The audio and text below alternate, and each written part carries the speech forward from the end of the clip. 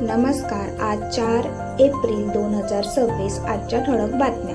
नागपूर येथे विकसित महाराष्ट्र शिक्षण परिषद सुरू झाली असून शिक्षण सुधारणा, कौशल्य विकास आणि नेट NEP 2020 वर चर्चा होत आहे. उद्घाटन मुख्यमंत्री देवेंद्र फडणवीस यांनी केले. राज्यात अवकाळी पावसाचा प्रभाव आता कमी होणार आहे, पण पुढील काही दिवसात तापमान वाढण्याची शक्यता आहे. या पावसामुळे शेतकऱ्यांचे मोठे नुकसान झाले आहे. मध्य रेल्वेवर आज विशेष ट्रॅफिक ब्लॉक असल्याने लोकल आणि एक्सप्रेस गाड्यांचे वेळापत्रक बदलले आहे. नवी मुंबई येथे JNPT जवळील 68 कोटीचा रस्ता काही महिन्यातच खचल्याने कामाच्या गुणवत्तेवर प्रश्न उपस्थित झाले आहे. देशात आगामी निवडणुकांच्या पार्श्वभूमीवर भारतीय जनता पार्टी आणि काँग्रेस यांनी उमेदवार जाहीर केले असून राजकीय वातावरण तापले आहे.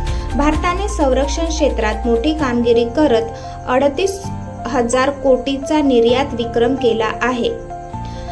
US-इराण संघर्ष अधिक तीव्र झाला असून हवाई हल्ले आणि प्रतिहल्ल्यामुळे जागतिक तणाव वाढला आहे.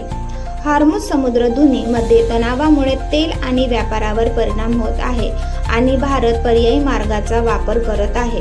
तसेच रशिया-युक्रेन युद्ध अजूनही सुरू असून हल्ले आणि चर्चाचे प्रयत्न चालू आहे. धन्यवाद.